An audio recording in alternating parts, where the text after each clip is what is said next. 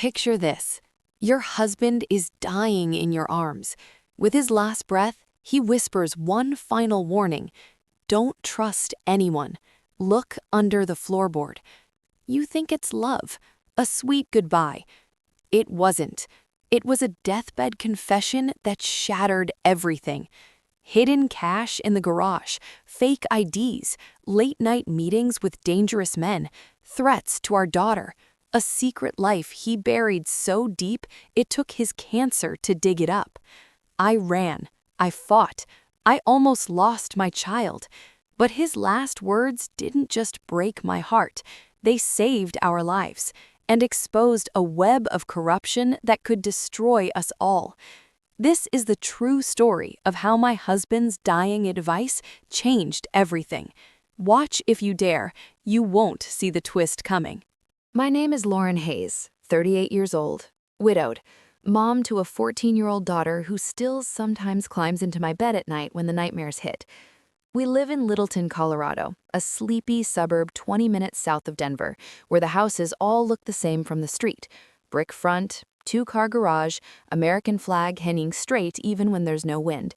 It's the kind of place people move to when they want quiet, good schools, and the illusion that nothing bad can touch them. For 15 years, that illusion held for us. Daniel and I bought the house the summer Mia turned 1. He carried me over the threshold, laughing the whole time even though my feet were swollen from pregnancy, and I kept telling him to put me down before he threw his back out. "Tradition, Lore," he said, kissing my forehead. "Gotta start somewhere, right?" We painted the nursery sage green because the real estate agent said it was calming. We planted tulips along the walkway because Daniel remembered his mom loved them. We built a life brick by brick, the way he built bridges for a living. Strong, steady, designed to last. Daniel Hayes was 43 when the first real pain hit. At first, we blamed it on his job, structural engineer, long hours, bent over blueprints, and site visits in the cold. He'd come home rubbing his upper abdomen, pop a couple of ibuprofen, and say, "Just need to eat something." Then the weight started falling off. His cheeks hollowed. His skin took on a faint yellow tint that no amount of sunlight could fix. Blood work, scans, a biopsy nobody wanted to talk about until the results came back. Pancreatic cancer, stage 4, inoperable. The oncologist at University of Colorado Hospital sat us down in a small, beige room with bad fluorescent lighting and used words like aggressive, metastatic, and palliative. He gave us statistics nobody asks for. Median survival, 4 to 6 months without treatment, maybe 8 to 12 with aggressive chemo. Daniel listened without flinching. When the doctor left, he turned to me, took both my hands, and said, "We're going to fight this, Lore. But if we don't win, I need you to promise me one thing." I nodded, tears already falling. "Keep living. For Mia, for you. Don't let this thing take everything." We fought. God, we fought. 3 rounds of FOLFIRINOX that left him vomiting for days. Immunotherapy that gave us a false spring. 6 weeks where he felt almost normal, enough to take Mia to the Rockies for one last weekend of hiking and s'mores. A clinical trial in Aurora that promised miracles and delivered only more nausea and fatigue. Through it all, he kept working part-time from home until he couldn't sit up long enough to read a screen. Then hospice moved in. Quiet nurses, morphine pumps, lavender oil diffusers to mask the medicinal smell. I barely left his side, slept in the recliner next to the hospital bed we'd set up in the living room so he could see the backyard. Mia would curl up on the other side, reading him Harry Potter even though he already knew every word. We pretended it was normal. We pretended tomorrow wasn't coming. 3 nights before the end, he woke up suddenly, clearer than he'd been in weeks. The room was dark, except for the soft blue glow of the oxygen concentrator and the hallway light I always left on. His breathing had been shallow, labored. Now it steadied. He turned his head, found my eyes, and gripped my hand with surprising strength. "Lauren," he whispered, voice raw but focused. "Listen to me. Really listen." I leaned in so close I could smell the faint mint from the mouth swab the nurse had used earlier. "When I'm gone, don't trust anyone, not even the people you think you know best. Not family, not friends, nobody." My heart stuttered. "Daniel." "There's something in my office. The floorboard by the window, the loose one near the baseboard. Pry it up. There's a box. Promise me you'll look. And there's a key inside. Mountain View Self-Storage, Unit 47. Don't go alone. Bring someone you trust with your life. And Lauren, his eyes, still that deep hazel I fell for at 23, locked on mine. Protect Mia, protect yourself, no matter what you find, even if it changes everything you think you know about me. Promise.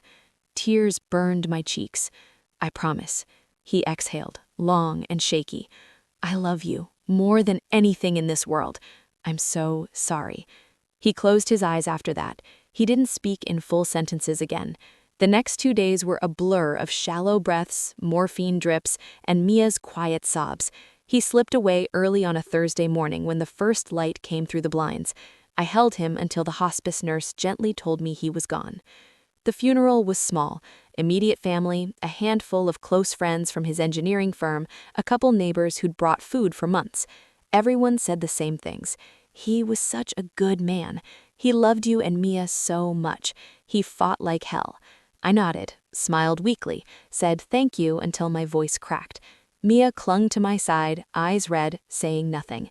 After the burial, under a gray October sky with gold aspens blazing along the cemetery fence, I came home to a house that felt too big and too quiet. The casserole stopped arriving after a week, the sympathy cards piled up on the entry table. The world kept moving. School started back for Mia. I went through the motions, laundry, groceries, pretending to eat. But every time I passed his office door, still closed, still smelling faintly of cedar and printer ink, I heard his voice. Don't trust anyone. The loose floorboard, the key, the promise. 2 weeks after the funeral, after Mia had gone to a sleepover at her best friend's house, I couldn't put it off anymore. I walked into the office, sat on the floor by the window, ran my fingers along the oak planks until one shifted. I pried it up with the flathead screwdriver from his toolbox, the same one he'd used to hang pictures and fix leaky faucets. Underneath, a small black metal lockbox. No padlock, just a strip of masking tape with my name and his familiar slanted handwriting. I carried it to the kitchen table, sat under the pendant light, opened it. Inside, a USB flash drive, a folded letter, a brass key with a white plastic tag. Mountain View Self-Storage, Unit 47. The letter was 1 page, his handwriting.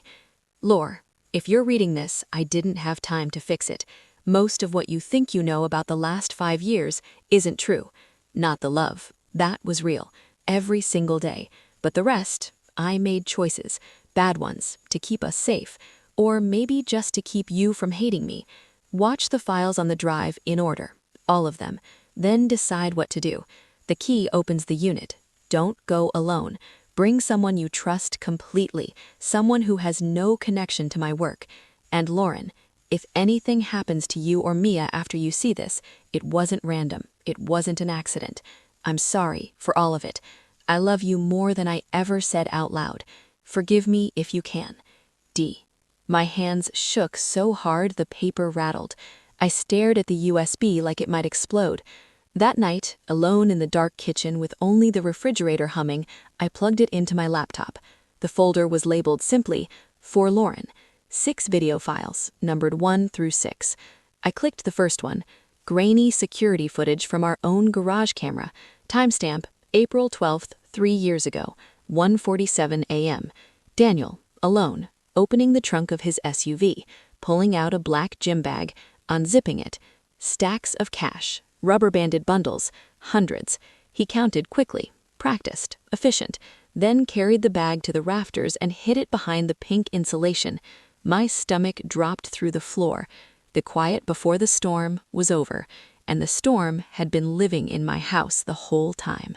The house felt different after the funeral, like someone had turned down the volume on the world. The refrigerator hummed too loud. The floorboards creaked in places they never used to. Mia spent most evenings in her room with headphones on, scrolling TikTok or FaceTiming friends, anything to drown out the silence Daniel left behind. I didn't blame her. I was doing the same thing in my own way, folding laundry that didn't need folding, wiping counters that were already clean, walking from room to room like I was looking for something I'd never find.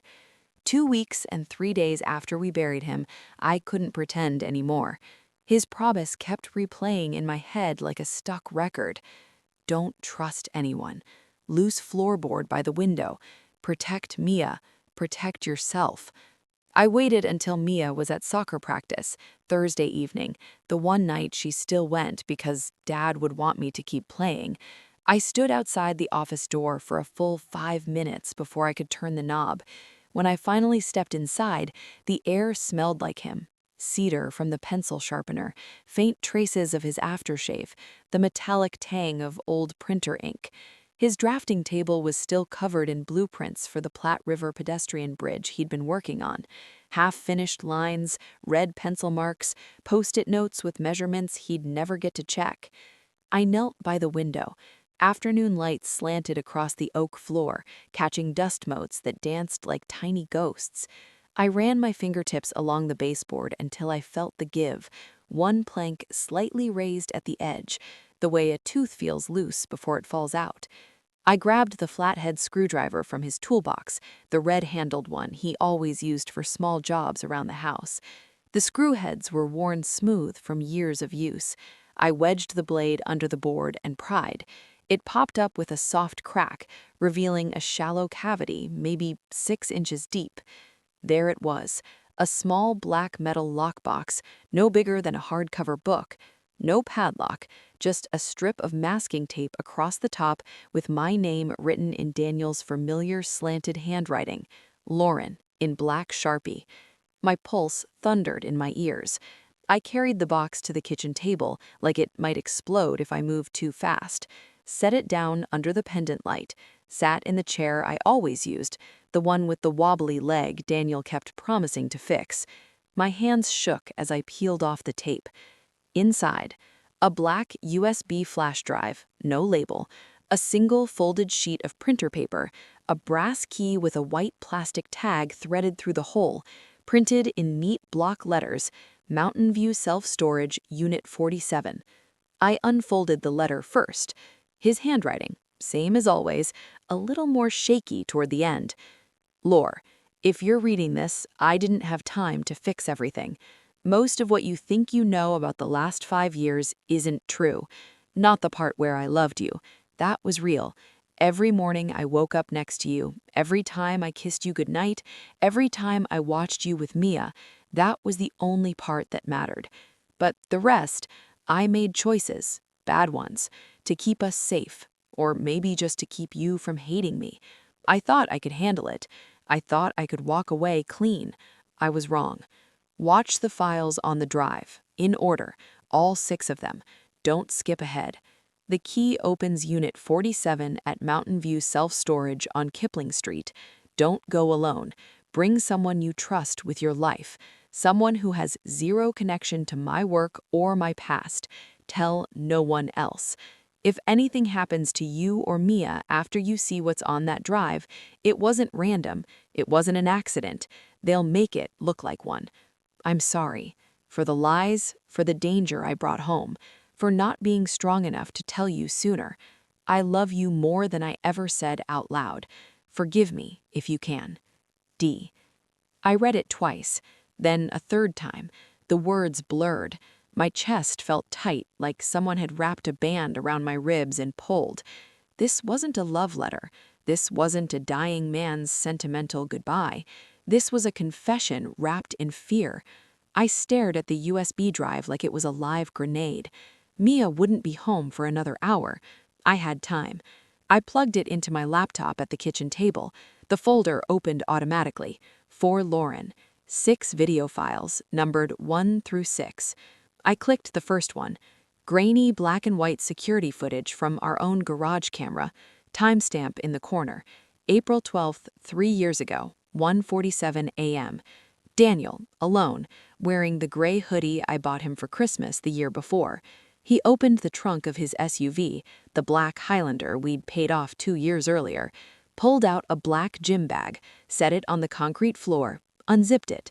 Stacks of cash, rubber-banded bundles, all hundreds. He counted quickly, methodical, practiced, flipping through each stack like he'd done it 100 times.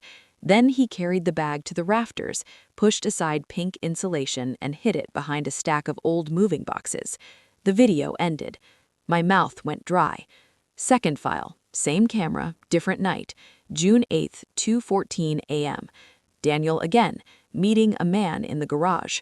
Tall, shaved head, a tattoo curling up the side of his neck like black vines. They spoke in low voices. The man handed Daniel a thick manila envelope. Daniel opened it briefly, glanced inside, then passed the man a small canvas pouch. The man nodded once, pocketed it, and left without another word. Daniel stood there alone for almost a full minute after the man drove away. He looked scared, not angry, not guilty, just scared. He rubbed his face with both hands, then went back inside. Third file, audio only, a phone call. Daniel's voice, hushed, tense, like he was hiding somewhere. I told you I'm out. I'm done. I have a family. I won't do this anymore. A second voice, male, calm, almost amused. You don't walk away from us, Hayes. You owe $70,000 plus interest. And if you think about running your mouth or going to the cops, we know where your wife buys groceries, where your daughter goes to soccer practice on Thursdays. Think about that. The line went dead. I slammed the laptop shut hard enough that the screen bounced.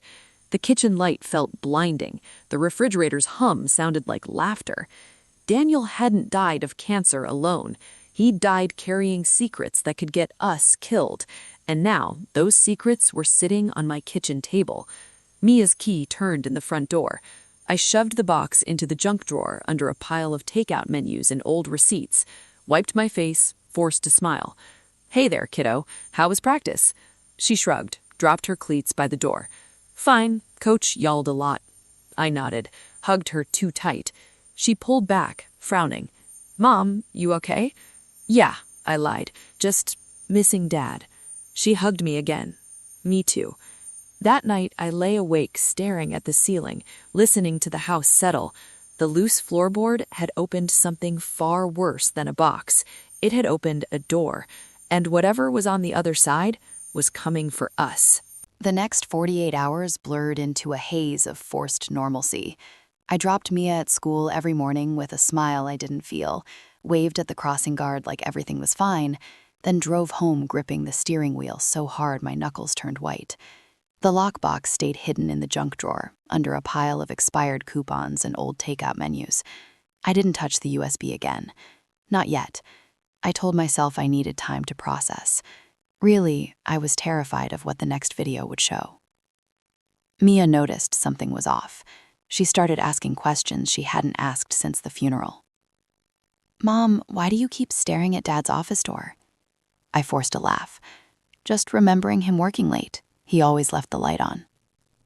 She studied me with those hazel eyes, Daniel's eyes, and didn't push, but I saw the worry there. She was 14 going on 40, too smart for her own good. Thursday night, she had another sleepover. The house was empty again. I couldn't stall anymore.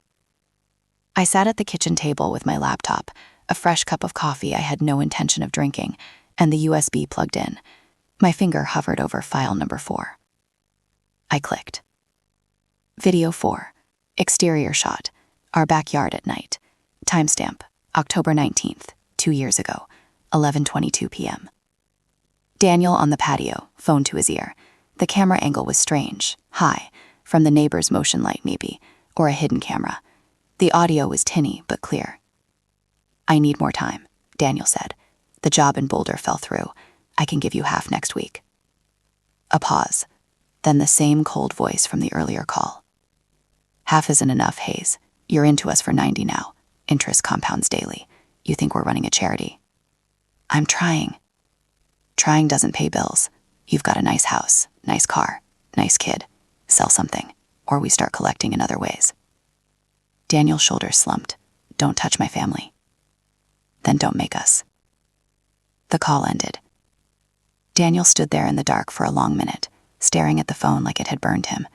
Then he looked straight toward the camera, like he knew it was there. He mouthed something I couldn't read. Then he walked back inside. My skin crawled. Had someone been watching us, filming us? For how long? Video 5. Back to the garage camera. January 14th, last year, 2:03 a.m. Daniel unloading another bag, This one's smaller. He opened it on the workbench. Not cash this time. Bundles of documents, passports, driver's licenses, social security cards, all fakes from what I could tell, different names, different photos. He sorted them into Ziploc bags, labeled with Sharpie, CO, batch 3, TX, batch 2. Then he sealed them in a larger envelope and taped it shut. He looked exhausted, hollow, like the man I'd married had been slowly replaced by someone I didn't know. The last file, video 6, was different. Not security footage. A single shot of Daniel sitting at his desk in the office, talking directly to the camera. Timestamp, March 8th, 5 months before he died. He looked thinner, paler, but his eyes were clear. "Lauren," he began, voice slow and steady. "If you're watching this, I'm probably already gone, or close to it. I recorded this after the last doctor's visit. They said the tumors are spreading faster than they thought. I don't have long. I need you to hear this from me. 5 years ago, I got in over my head. A guy from a job site, someone I thought was just a contractor, approached me, said he needed help moving money. Clean money, he claimed. Just engineering the books for some side projects. I was stupid. I said yes, thought it was one time. It wasn't. It turned into forging documents, IDs, passports, helping people disappear or appear. I told myself it was victimless, people escaping bad situations, starting over. But I knew better. I kept going because the money was good. Paid off the mortgage early, funded me as college fund, gave us the life I wanted for you both. Then they wouldn't let me out. I tried, twice. They threatened you, Mia. I believed him. The cash in the rafters is what's left, about 80 grand. Use it if you need to run. The storage unit has more. Documents, a burner phone, a second laptop, and a list of names, people who can help if things go bad. Real help, not cops. Cops are compromised in this. At least some are. I never wanted this life for you. I thought I could shield you from it. I failed. If they come for you after I'm gone, it's because they think I left something behind. Proof, records, something that could take them down. I didn't. I destroyed what I could, but they don't believe me. Run if you have to. Take Mia, change names, disappear. The key is your way out. I love you, both of you, more than I ever showed. I'm sorry I wasn't the man you thought I was. Forgive me. The video ended. Black screen. I sat there until my coffee went cold. Tears ran down my face, silent and steady. I didn't sob. I just leaked. Daniel hadn't been a victim. He'd been part of it. A criminal. A liar. And yet, the man in that video looked broken, regretful, terrified. I wiped my face, ejected the USB, hit it again. Then I did the only thing I could think of. I Googled Mountain View Self-Storage, Gibling Street. It existed, 15 minutes away. Open 24/7 access for unit renters. I stared at the screen. Tomorrow was Saturday. Mia had a game at 10 a.m. After that, I needed to see what was in Unit 47. But Daniel's words echoed. Don't go alone. Bring someone you trust with your life. Who did I trust that much? Sarah, my best friend since college, was out of town visiting her sister in Phoenix. My brother lived in Seattle, too far. My mom, she'd worry herself sick and probably call the police. Then I thought of Detective Mark Ellis. He'd handled Daniel's death certificate paperwork. Kind, professional, no connection to Daniel's work that I knew of. He'd given me his card, in case you need anything. I pulled it from my purse, stared at the number. My finger hovered over the call button. I didn't press it, not yet, because the scariest part wasn't the storage unit.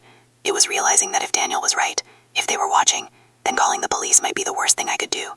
I closed the laptop, went upstairs, checked on Mia. She was asleep, phone glowing under her pillow. I kissed her forehead, whispered, I'll keep you safe. Then I lay in our bed, my bed now, and stared at the ceiling. The first shadows had crept in, and they were longer than I ever imagined. Tomorrow I'd go to the storage unit, alone, because trusting the wrong person now could cost us everything. Saturday morning broke cold and gray, the kind of Colorado fall day where the sun tries but never quite wins. Mia had a 10 a.m. soccer game against her rival school from Highlands Ranch. I sat on the metal bleachers in my puffy jacket, clapping when the crowd clapped, yelling encouragement when the other moms did. My eyes kept drifting to the parking lot, scanning faces, license plates, anything that felt out of place. Every time a man in a dark hoodie walked by, my pulse spiked. Paranoia was settling in like a bad habit. Mia scored in the second half, cut through 2 defenders, slotted it bottom left. The team mobbed her. She looked up into the stands, searching for me. I forced a big smile and thumbs up. She grinned back, oblivious. For a second, everything felt normal. Then the whistle blew. Game over. 2-1 win. Parents swarmed the field. I hugged her tight, smelled the grass and sweat on her jersey, and whispered, "Proud of you, kiddo. She pulled back, frowning. "You okay, Mom? You've been weird all week." "Just tired," I lied. "Long nights." She didn't buy it, but she let it go. We drove through Chick-fil-A for celebratory nuggets. She talked nonstop about the goal, the assist, the goalie's bad dive. I nodded, murmured agreements, mind miles away. After dropping her at a friend's house for a post-game hangout, I headed west on Kipling Street. Mountain View Self-Storage sat behind a chain-link fence topped with razor wire. Low brick building, rows of roll-up doors, a keypad gate. I pulled up to the call box, heart hammering. The sign said 24/7 access, residents only. I had the key, Daniel's key. I swiped it across the reader. The gate rattled open. Unit 47 was in the back row, farthest from the office. No cameras visible, at least none I could see. The door was orange, dented in one corner like someone had kicked it once. I parked, killed the engine, sat there breathing for a minute. "Don't go alone," he'd said. I'd come alone anyway, because who could I really trust? Sarah was still in Phoenix. My brother was 1,000 miles away. Detective Ellis, I'd stared at his card for hours last night. But if Daniel was right, if the police were compromised, I couldn't risk it. Not yet. I got out. Wind cut through my jacket. The key turned easily. The door rattled up with a metallic groan. Inside, dim fluorescent light flickered on automatically. Concrete floor, cardboard boxes stacked along a wall, a metal filing cabinet, a black duffel bag on a folding table in the center. I stepped in, pulled the door down behind me, not all the way, just enough to feel hidden. My hands shook as I unzipped the duffel. Cash. More than I'd ever seen in one place. Bundles of hundreds, rubber-banded. I didn't count, but easily 60, 70,000. Underneath, a manila envelope labeled emergency. I opened it.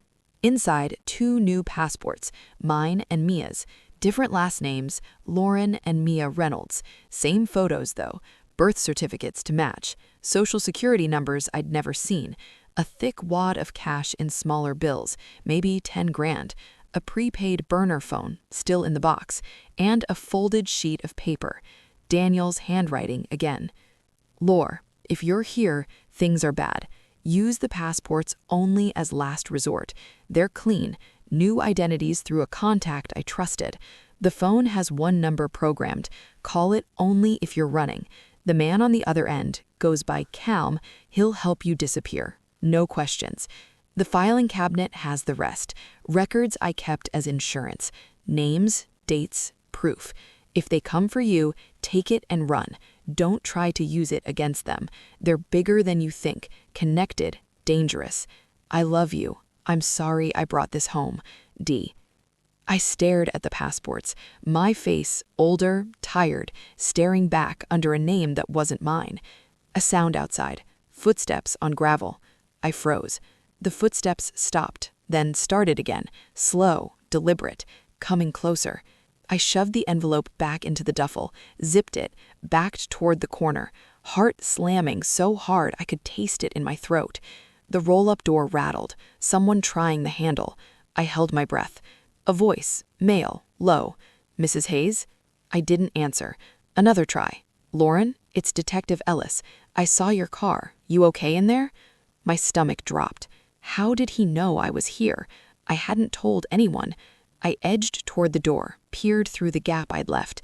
Ellis stood there in plain clothes, jeans, dark jacket, badge on his belt, hands visible, concern on his face. "Lauren, I ran your plates when I saw the car. Thought you might need help. You've been through a lot." I hesitated. Daniel's voice in my head. Don't trust anyone.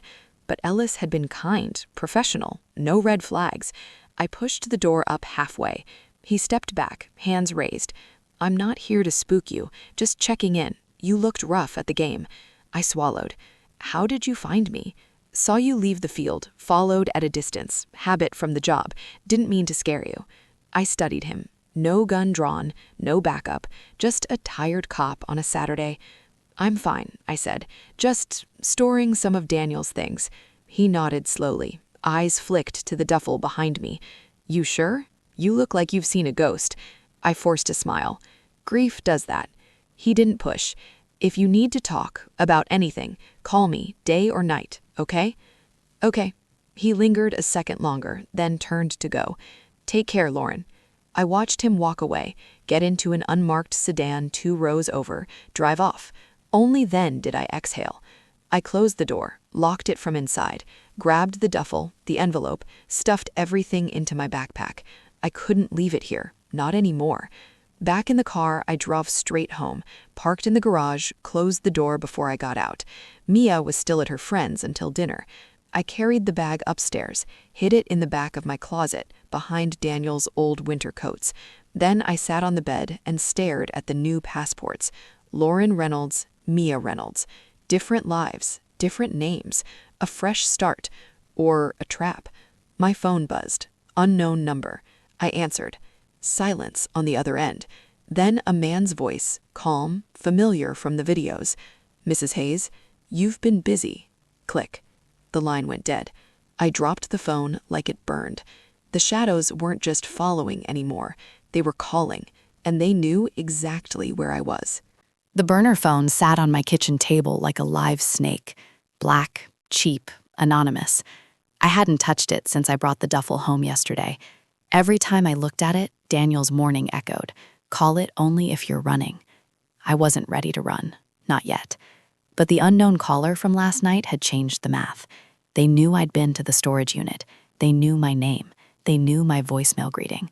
That meant they were watching, close enough to see my car, close enough to get my number. Mia came downstairs for breakfast in her favorite hoodie, hair still wet from the shower. She poured cereal, glanced at me, and frowned. Mom, you're doing it again. Doing what? Staring into space like you're trying to solve a murder. I forced a smile. Just thinking about bills, adult stuff. She rolled her eyes, but didn't push. Can I stay late at school today? Art club is working on the fall mural. Sure, text me when you're done. After she left, the house felt too quiet again. I picked up the burner, turned it over, pressed the power button. The screen lit up. One contact saved. Cal. No last name, no photo, just those 3 letters. I stared at the name until my eyes watered. Then I pressed call. It rang twice. A man answered.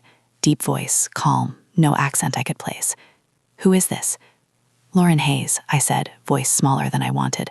Daniel's wife. A long pause. He said you might call. He's gone. Died 3 weeks ago. I know. Pancreatic. I'm sorry. You knew him well? Well enough to owe him a favor. What do you need? I swallowed. Someone called me last night. Knew I'd been to the storage unit. Knew my name. I think they're the people Daniel was afraid of. Another pause. Did they threaten you? Not in words, just said I've been busy. Cal exhaled through his nose. That's their style. Subtle until they're not. Listen carefully, Lauren. You have maybe 48 hours before they make a move. They want whatever Daniel kept as leverage. Did he leave records? Yes, in the filing cabinet at the unit. Did you take them? Yes, they're at home now. Good. Don't open them yet. Don't copy them. Don't show anyone. Put everything, the cash, the documents, the records, into one bag. Keep it ready to go. Tonight, after dark, drive to the old quarry road off Highway 285. There's a turnout with a rusted cattle gate. Wait there at 10 p.m. I'll meet you. Bring the bag. I'll take what needs to disappear and give you what you need to start over. I gripped the phone tighter. Why should I trust you? You shouldn't, but Daniel did. And right now, you don't have many options. What if I go to the police instead? You can try, but at least 2 detectives in the county are on their payroll. You won't know which ones until it's too late. My stomach twisted. Detective Ellis's face flashed in my mind. His concern at the storage unit, the way he'd followed me. Helpful. Too helpful? What do they want? I asked. Everything Daniel kept. Proof of names, dates, transactions. If it gets out, a lot of powerful people go down. They'll kill to keep it quiet. And Mia? Bring her. Don't leave her alone tonight. I closed my eyes. She's 14. She has school tomorrow. Then get her out early. Fake a stomach bug. Whatever it takes. I didn't answer right away. My mind raced through options. Hotels, my mom's house in Boulder, Sarah's empty apartment. All traceable. I'll be there, I finally said. 10 p.m. Good. One more thing. If you see anyone following you on the way, anyone at all, don't stop. Drive straight to the nearest police station and call me from inside. I'll handle the rest. The line went dead. I sat there shaking. Then I started moving. First, I texted Mia's school nurse. Lauren Hayes, Mia's mom. She's not feeling well. Picking her up at 2 p.m. today. Migraine. Next, I pulled the duffel from the closet. Added the filing cabinet records. 3 thick folders labeled co-jobs, text clients, payments. Pages of names, dates, dollar amounts, scanned IDs. I didn't read them. Couldn't. Not yet. I packed a small overnight bag for each of us, clothes, toiletries, chargers, Mia's favorite stuffed bear she still kept on her bed, cash from the duffel, 10,000 in small bills, went into a money belt I wore under my shirt. At 1:30, I was at the school. Mia looked confused when she saw me in the office. Mom, what's going on? You're not feeling well, I said quietly. Migraine, we're going home. She raised an eyebrow but followed me to the car. On the drive, I kept checking a rearview mirror. A silver sedan stayed 3 cars back for too long. I made a sudden right turn into a gas station. The sedan kept going. Maybe coincidence, maybe not. At home, I told Mia to pack a small bag. We might visit Grandma tomorrow. She asked why. I said I just need a change of scenery. She rolled her eyes but went upstairs. At 9:15, I woke her. Mia, get up. We're going for a drive. She rubbed her eyes. Now, it's almost bedtime. It's important. I'll explain in the car. She saw my face, really saw it, and didn't argue. We loaded the bags. I put the big duffel in the trunk, the burner phone in my pocket. Mia climbed into the passenger seat, still in pajamas under her hoodie. I drawled south on 285. The road got darker, narrower, no streetlights, just my headlights cutting through the night. At 9:50, I found the turnout. Rusted cattle gate, no other cars. I turned off the engine, left the keys in the ignition. Mia looked around. Mom, you're scaring me. I'm scared too, I admitted, but I need you to trust me. Something Dad was involved in. It's dangerous. We might have to leave for a while. Her eyes widened. Like witness protection? Something like that. Headlights appeared in the distance. One said, slow, deliberate. I squeezed Mia's hand. Whatever happens, stay close to me. The vehicle, a black pickup, pulled up 20 feet away. Lights stayed on, blinding. A man stepped out, tall, lean, dark jacket, hands visible. Lauren? Cal. He nodded, walked forward slowly. Then another set of headlights flared behind us, fast, closing. My heart stopped. Cal's face changed. Get down. I yanked Mia to the floorboard just as the second vehicle, a dark SUV, screeched to a stop, blocking the road. Doors opened. Men in black stepped out. One of them held a gun. Cal drew his own weapon, and the night exploded into chaos. The headlights pinned us like moths. The black SUV blocked the narrow turnout completely. No way around it. Cal stood frozen for half a second, then dropped to a crouch behind his pickup's front wheel, gun already in hand. Stay down, he barked. I yanked Mia lower, pressing her face to the floor mat. Her breathing came in sharp, terrified gasps. Mom, quiet, baby. Just stay flat. 2 men stepped out of the SUV. Black tactical vests, handguns drawn. One tall and broad, the other shorter, wiry, wearing a baseball cap pulled low. No masks, they weren't hiding. The tall one raised his voice. Mrs. Hayes, step out of the vehicle, hands where we can see them. Cal answered for me. She's not going anywhere, back off. The wiry one laughed, short, humorless. Calvin Reese, still playing White Knight. Daniel owed us, now she owes us. Simple math. Cal fired once, warning shot into the dirt.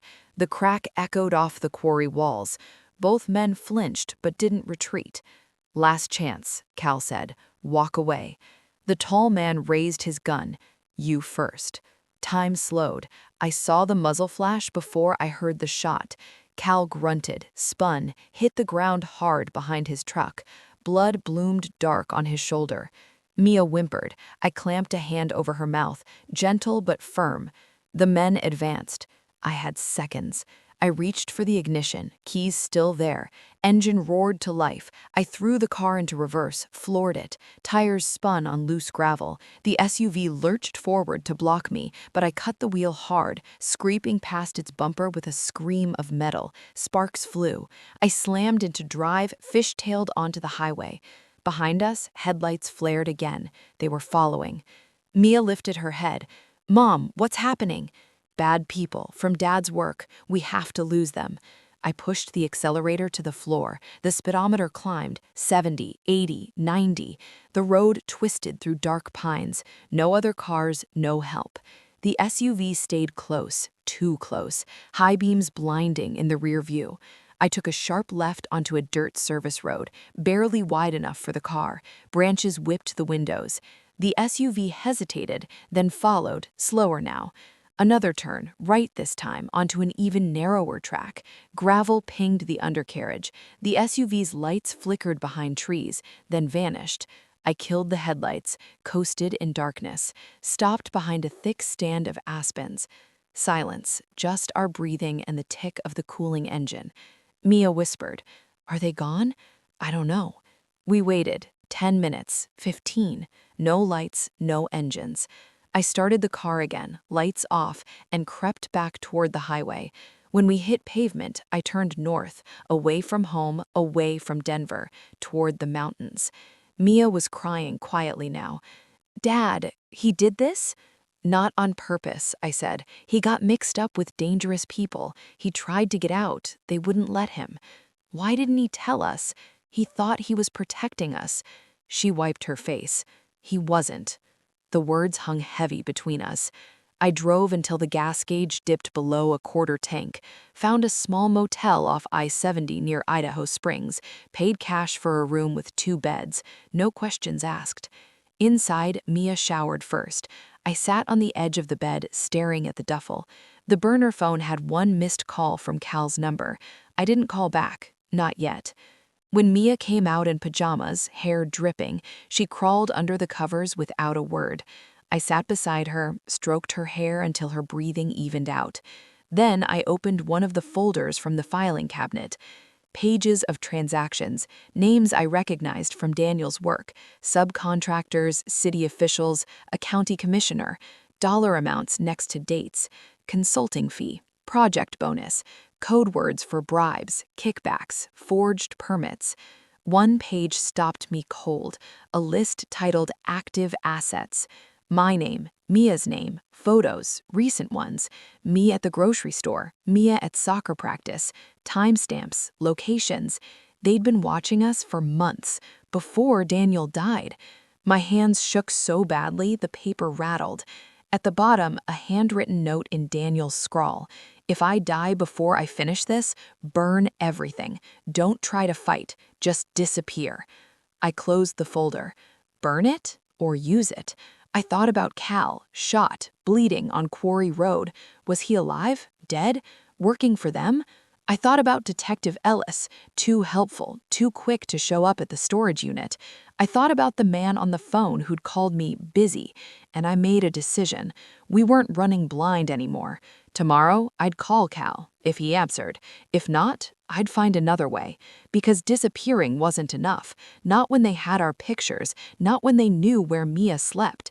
I slipped the folder back into the duffel, zipped it tight. Then I lay down beside my daughter, staring at the water-stained ceiling. Sleep didn't come, but a cold, hard resolve did. Daniel's warning had saved us tonight. Now it was my turn to finish what he started.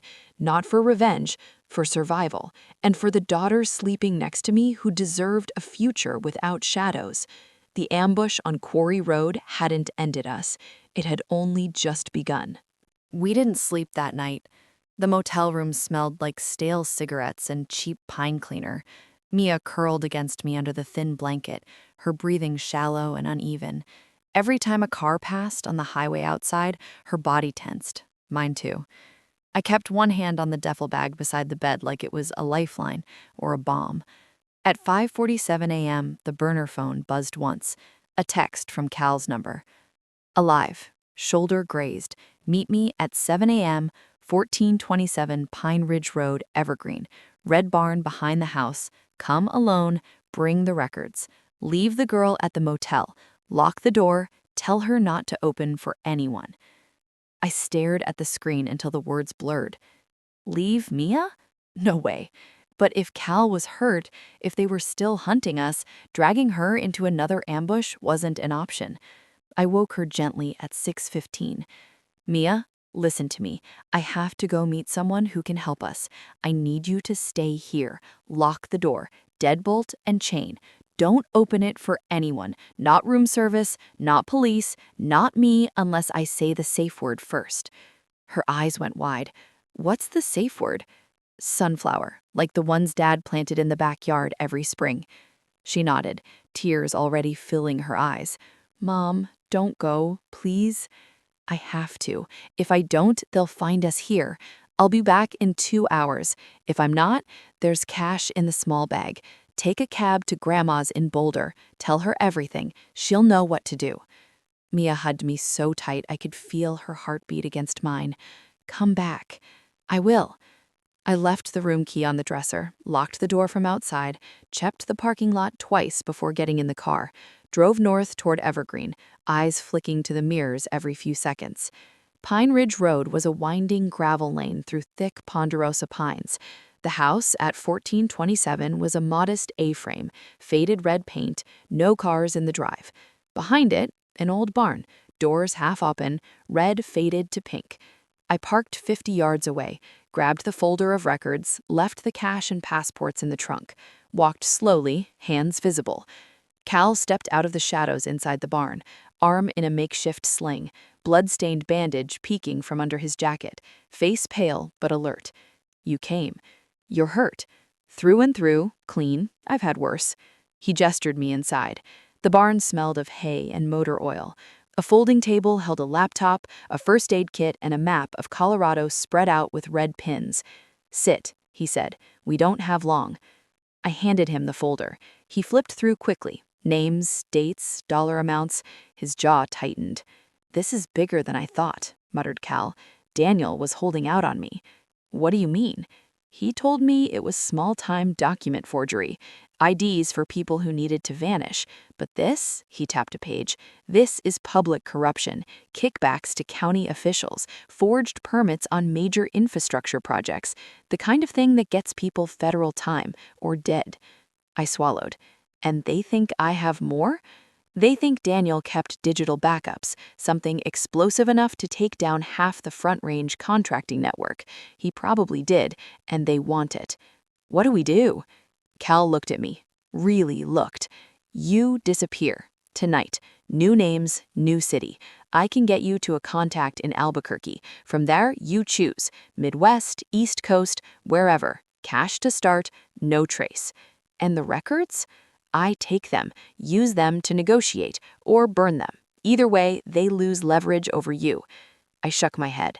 No, if these people are as connected as you say, they'll never stop looking. We need insurance. Cal raised an eyebrow. You want to play hardball? I want to live. He studied me for a long moment, then nodded. Okay, we copy everything. I keep one set. You keep one. We mailed the third to a dead-drop contact at the Denver Post, someone I trust, who can sit on it until we're safe. If anything happens to us, it goes public. My stomach twisted. That's dangerous. So is waiting for them to find your daughter. I thought of Mia alone in the motel room, checked my watch, 7:42 a.m. I need to get back to her. Cal pulled a burner from his pocket. Take this. Different number, text me when you're moving. I'll meet you at a rest stop off I-70 near Genesee, 11 a.m. We'll make the copies there, then you head south. I'll cover your tail. I took the phone. Why are you helping us? He looked away. Daniel saved my life once. Afghanistan, 2010. I was pinned down. He pulled me out, said he owed me one. This is it. I nodded. No more questions. Back at the motel by 8:30. Mia flew into my arms the second I opened the door. You're okay, she whispered. I'm okay. We packed in 10 minutes, checked out, I paid cash, used a fake name. On the drive to the rest stop, I kept the speed steady, no sudden moves. Mia sat silent beside me, clutching her bear. At 10:55, we pulled into the Genesee rest area. Cal was already there. Different truck, dark blue this time. He waved us over.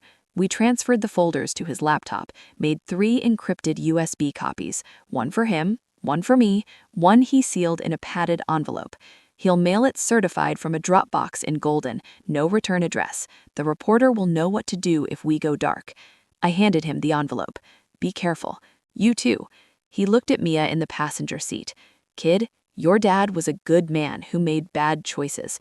Don't hate him. He loved you enough to die trying to fix it. Mia nodded, tears in her eyes. Cal stepped back. Go, south on I-25. Don't stop until Albuquerque. I'll text when it's clear. I drove away, watching him in the mirror until he disappeared. We made it to Pueblo by noon, stopped for gas and food. Mia ate in silence. I kept checking the new burner. No messages. At 3 p.m., just south of Trinidad, the phone buzzed. One word from Cal. Compromised.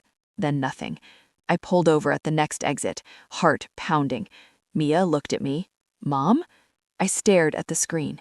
They'd found him, which meant they were closer than I thought. I turned the car around. We weren't going to Albuquerque. We were going east, toward Kansas, toward nowhere. Because if Cal was compromised, the only safe place left was off the map. And I was done running blind. The highway stretched east like a black ribbon under a moonless sky. Kansas flatlands. Endless cornfields stripped bare for winter. No headlights behind us for the last 2 hours. I kept the speed at 65. Legal, unremarkable. Mia slept in the passenger seat, head against the window, Bear clutched to her chest. The burner phone sat silent in the cup holder.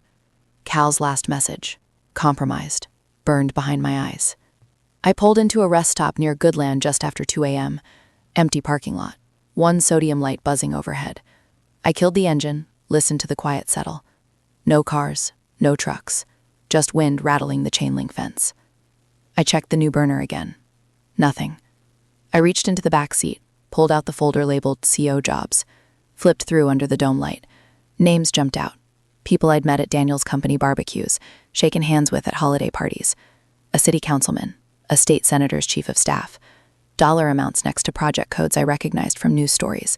A new light rail extension, a highway widening contract, a dam retrofit that had overrun budget by millions. Daniel had documented it all. Dates, wire transfers, scanned emails, even a few grainy photos of handshakes in parking lots. This wasn't small-time fraud. This was systemic corruption, the kind that made powerful people very nervous. I closed the folder, slid one USB copy into my pocket. The other 2 were already in the glove box, wrapped in a sock. Mia stirred. "Mom? Where are we?" "Kansas, almost to the border." She sat up, rubbed her eyes. "Are we still running?" "For now." She looked out at the empty lot. "What if they find us?" "They won't. Not tonight." I started the car again, drove another hour until I found a 24-hour truck stop with bright lights and people, parked near the diesel pumps, went inside for coffee and a payphone. I didn't trust cell towers anymore. The phone rang 4 times before a woman answered, voice low, cautious. Denver Post tip line. I kept my voice steady. "I have information about public corruption in Colorado. Infrastructure contracts, kickbacks, forged documents, high-level involvement." A pause. "Name?" "No names. Not yet. I'm sending proof. If anything happens to me or my daughter, publish it. Front page." Another pause. "How do I know this is real?" "You'll know when you see it. Check your secure Dropbox tomorrow. Envelope from Goodland, Kansas. No return address." I hung up before she could ask more. Back in the car, I drove east until dawn painted the sky pink. Found a small motel in Colby, cash only, no ID required. Paid for 2 nights. Got Mia settled with cartoons and vending machine snacks. Then I sat on the edge of the other bed and opened my laptop. Old one from home, no Wi-Fi connected. I plugged in one of the USBs. Copied the entire folder to an encrypted partition I'd set up months ago when Daniel first got sick, just in case. I stared at the files. "Burn them," he'd said. But burning them wouldn't stop the men who wanted them. It would only make us easier targets. I needed leverage. Real leverage. I texted Cal's number from the new burner. "Alive. In Kansas. Mailed copy to post. What now?" No reply. I waited an hour, 2. Nothing. By noon, Mia was restless. "Can we go outside? Fresh air?" I checked the parking lot. Quiet. A few semis. No black SUVs. "Okay, but stay close." We walked to the edge of the lot. Dry grouse. Chain link fence. Beyond it, flat nothing. Mia kicked a pebble. "Dad would hate this. Running, hiding. He'd understand." Would he? I looked at her. Really looked. She was taller than I remembered. Eyes older. He made mistakes. Big ones. But he loved us enough to warn me. To leave the key. To record that video. He was trying to fix it in the end. Mia nodded slowly. "I still miss him." "Me too." We walked back inside. I locked the door. Deadbolt. Chain. At 4:17 p.m. the burner buzzed. Cal. Compromised was a decoy. Drew them off. I'm clear. Heading east. Meet me in Salina tonight. Holiday Inn Express off I-70. Room 214. 9 p.m. Bring everything. My heart lifted, then sank. Decoy? He'd let me think he was hit to buy time? I texted back. Proof you're you. A minute later. Photo attachment. Cal holding today's newspaper. Kansas edition. Headline visible. Winter storm warning issued for planes. His face in frame. Shoulder bandaged but no blood. Timestamp on the phone matched. I exhaled. Okay, on our way. We checked out early. Drove west. Back the way we'd come. Mia slept most of the way. I kept the radio low. Classic rock station out of Wichita. Anything to fill the silence. Salina by 8:40 p.m. Holiday Inn Express. 3 stories. Bright sign. Cars in the lot. I parked near the back entrance. Left Mia in the car with instructions. Engine running. Doors locked. If anyone approaches, drive to the police station 2 blocks east. Don't wait for me. She nodded, eyes wide. I took the duffel, records, cash, passports. Walked to the lobby, elevator to 2nd floor, room 214. Door cracked open. I pushed it slowly. Cal sat on the bed, jacket off, fresh bandage, gun on the nightstand. He looked up. You made it. You lied about being compromised. Had to. They were listening on the old line. Needed them to chase a ghost. I set the duffel down. The Post has a copy, if anything happens. They won't publish blind, but it's insurance. Good. He stood, winced. Show me what you brought. I opened the folder, spread pages on the bed. Cal scanned them, face darkening. Jesus. This implicates half the Front Range power structure. Senatorial aide, DOT director, even a federal judge's brother. What do we do with it? We don't. You disappear. I take this to a contact in D.C., someone outside the chain. FBI task force on public corruption. Clean hands. And you. I'll handle the handoff, then vanish too. New life, new name. I studied him. Why risk it? Like I said, dead. And maybe I'm tired of running too. Mia texted, Mom, everything okay? I replied, yes, coming down soon. Cal looked at me. Take her and go, tonight. I'll text when it's safe to surface. I sipped the folder. Thank you. Don't thank me yet, just survive. I left the room, took the stairs, heart pounding. Back in the car, Mia looked up. Who was that? Someone Dad trusted. We drove west again, towards Denver, but not home. Towards Boulder, towards my mom, towards one last stop before we vanished for good. But as we merged onto I-70, headlights appeared in the mirror. Same distance, same speed. Following, again. I gripped the wheel tighter. The dead drop was done, but the hunters weren't finished, and neither was I. We reached Boulder just before dawn. The sky was turning that bruised purple-gray that comes right before sunrise. Mom's house on Maplewood Drive looked exactly the same as always. White clapboard, red shutters, porch light left on like she was waiting for someone. I hadn't called ahead. Phones weren't safe anymore. I parked 2 streets over, walked the last block with Mia's hand in mine, duffel slung over my shoulder like a guilty secret. Mom opened the door in her robe, hair in rollers, eyes wide when she saw us. Lauren? Mia? What in God's name? I pushed past her into the foyer, closed the door fast. Don't turn on the porch light. Don't call anyone, not yet. She stared at the duffel, then at my face. What happened? I told her everything. Daniel's warning, the lockbox, the videos, the cash, the storage unit, Cal, the ambush, the dead drop to the newspaper. I left out nothing. Mia sat on the couch hugging her knees, listening like she'd heard it all before. Mom sank into the armchair. Daniel, involved in that? I always thought he was too quiet about work, too careful with money. He was trying to get out, I said, at the end. Mom looked at Mia. Honey, go upstairs. Your old room's still made up. Try to sleep. Mia hesitated, then hugged me tight. Don't leave without saying goodbye. I won't. When she was gone, Mom turned to me. What do you need? A place to think, a burner phone. And I need to decide whether to turn this in myself or disappear for good. Mom nodded slowly. You're not disappearing. Not my girls. Not while I'm breathing. She made coffee, strong, black. We sat at the kitchen table, the same one where Daniel and I announced our engagement 15 years ago. She listened while I laid out the folders again. Her face hardened with every page. This is bigger than us, she said finally. If you go public, they'll come after you. If you run, they'll find you eventually. You need protection, real protection.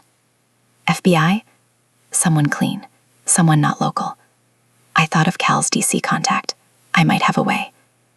The burner buzzed at 7:12 a.m. Unknown number. I answered. Cal's voice, strained but alive. You safe? Boulder, Mom's house.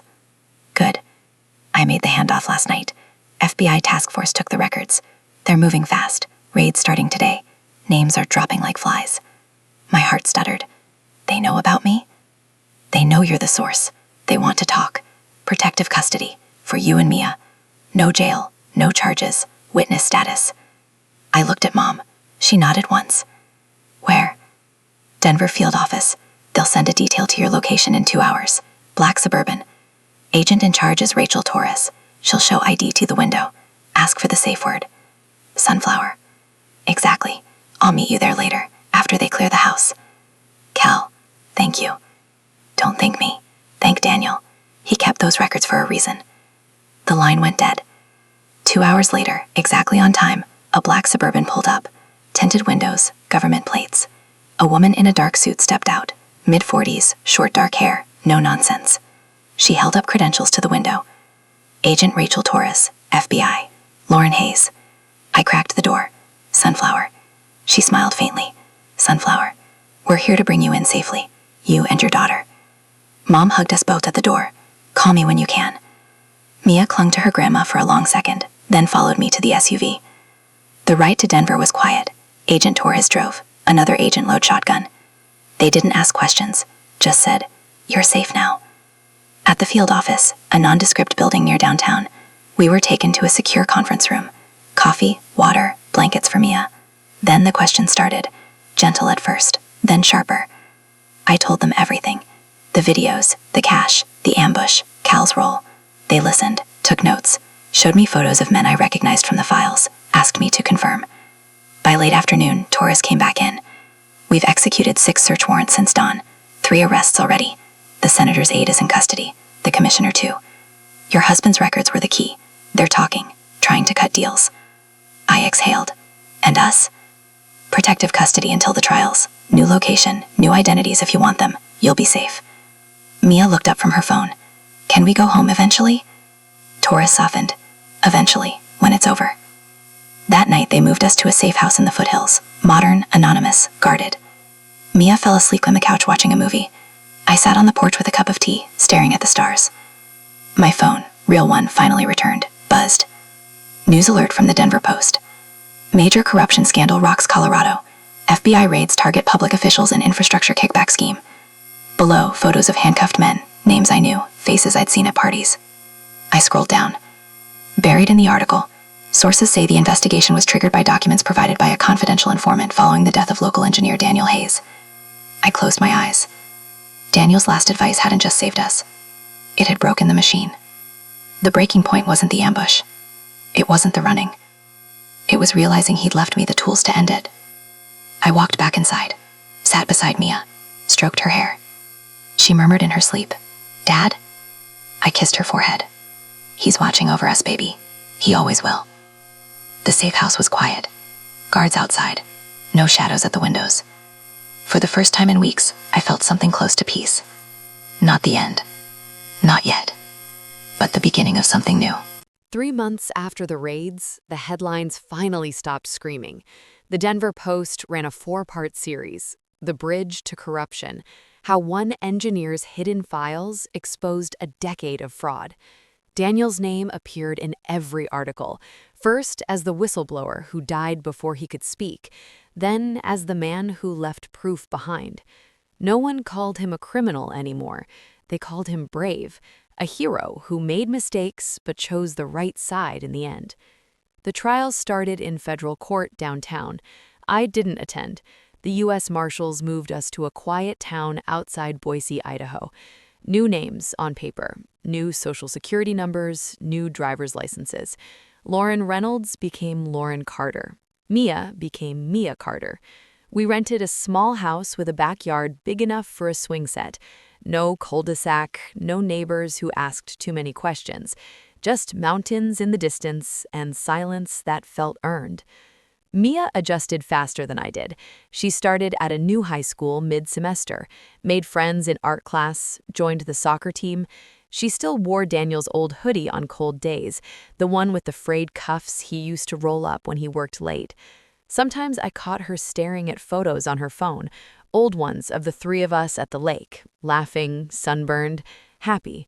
She didn't cry in front of me anymore. She cried in her room with the door closed. I pretended not to hear. I found work at a small marketing firm downtown, remote most days, freelance copywriting. Nothing glamorous, nothing high profile, just enough to feel useful again. Nights were the hardest. I'd sit on the porch with a cup of tea, staring at the stars, replaying Daniel's last words. Don't trust anyone. protect Mia, protect yourself. I trusted Cal. He'd come through, delivered the files, took a bullet for the cause, disappeared into witness protection somewhere on the East Coast. We exchanged one last encrypted message before he went dark. You're safe now. Live for both of you. I never heard from him again. The FBI kept tabs, monthly check-ins, updates on the case. 12 convictions so far, more pending. The senator's aide took a plea, 20 years. The commissioner got 15. The judge's brother fled to Costa Rica. They're still looking. The money trail Daniel documented led to offshore accounts, shell companies, even a few politicians in Washington. It was bigger than any of us imagined. But the hardest part wasn't the trials or the new names. It was forgiving Daniel. Some nights I hated him.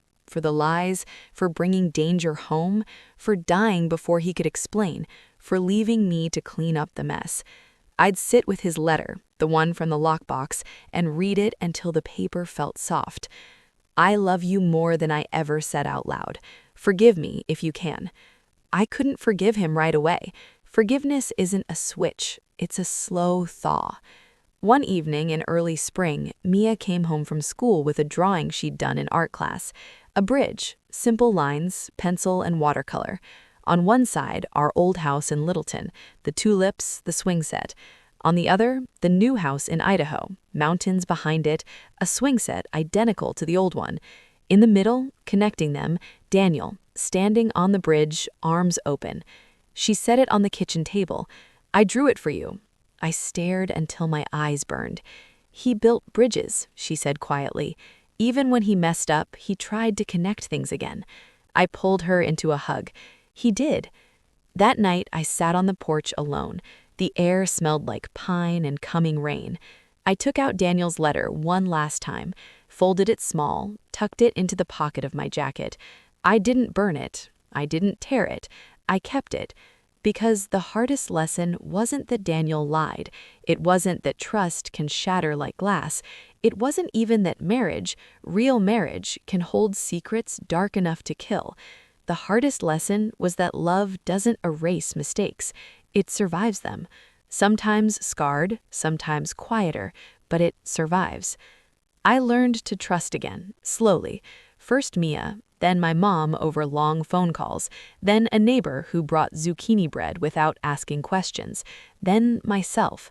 I learned that strength isn't never falling, it's getting up after the fall, bruised and angry and still breathing.